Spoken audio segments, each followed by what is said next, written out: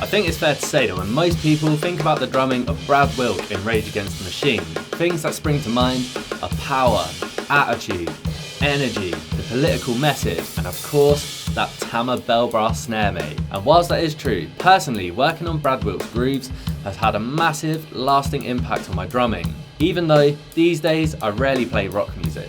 Yes, I'm Alex, and thanks for checking out another video. Today, we're going to be looking at 3 unexpected drum lessons that I learned from the playing of Brad Wilk. And towards the end of the lesson, I've got a cheeky exercise for you, which is for advanced drummers only, so stick around if you want to make the gains. Lesson 1, locking in with the rhythm section. To get us started, check out the groove to Bomb Track.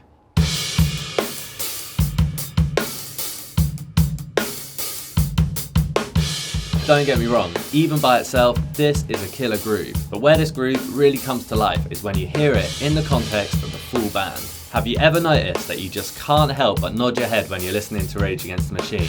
I have, man, and one of the reasons is how locked in the rhythm section are. There is absolutely no fluff in this groove, mate. Every single bass drum is played with the purpose of locking in with the same rhythm that the bass and the guitar is playing. And I challenge you to keep your head still whilst we listen to it in context.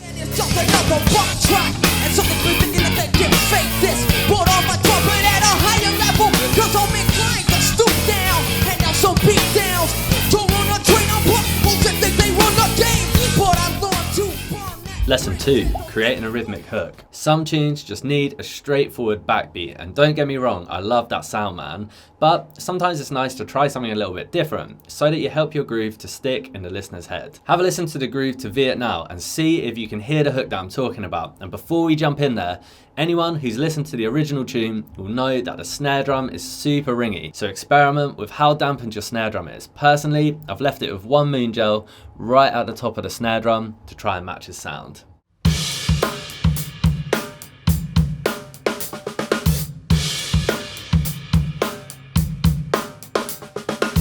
That little single stroke roll with the hi-hat stab on 4E helps to just round off the phrase and works in the same way as if you had a vocalist singing a hook. There's just something catchy about it that for me kept me coming back to this tune when I first heard it, and the way he phrases it with that cheeky little crescendo is super tasteful. Have a listen to how it sounds in context.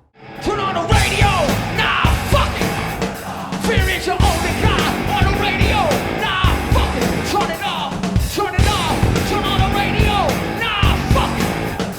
Fear is your only god on the radio, nah, fuck it. You're safe, you're my guillotine. Lesson 3, balance your kit dynamics. Although Brad Wilk is a heavy hitter, he also does a perfect job of balancing the individual sounds of his kit. So if he's hitting the cymbals hard, it's a sure bet that snare and bass drum are still going to be cutting through at the top of the mix. For drummers who've been playing for a long time, this is going to sound super obvious and it'll feel like second nature.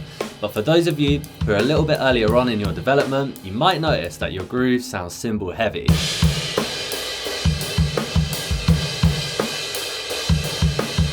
Now for comparison, let's bring down the volume of the ride cymbal and up the volume of the snare drum and check out how much of an impact this has on the groove.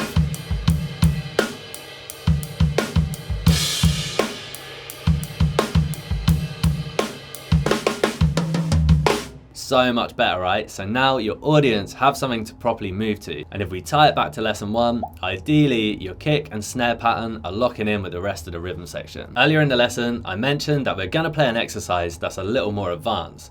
Now, Brad Wilk has a super defined feel, and I'm not proclaiming to be able to match that, but some of the characteristics I've noticed are that often his grooves are a little bit swung and a little bit behind the beat. So if we stick on Balls on Parade for a second, check out the way this groove sounds, played completely straight and completely on the beat.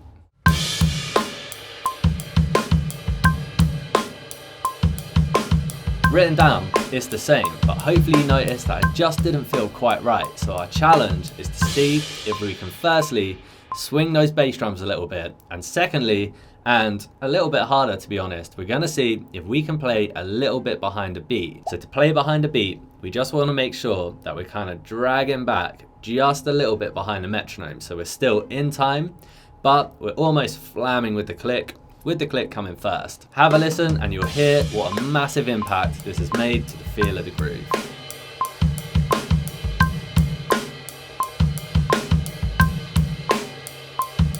There's a link in the video description to a PDF of all of the grooves that I taught today if you want to go and grab that, and I'd recommend trying out all of the grooves on the beat, behind the beat, and in front of the beat so that you can hear the impact that it has on your feel. Honestly, being able to do this is something that will take your feel to the next level. And once you've learned these grooves, maybe you want to learn some JD Beck grooves by clicking on this button here.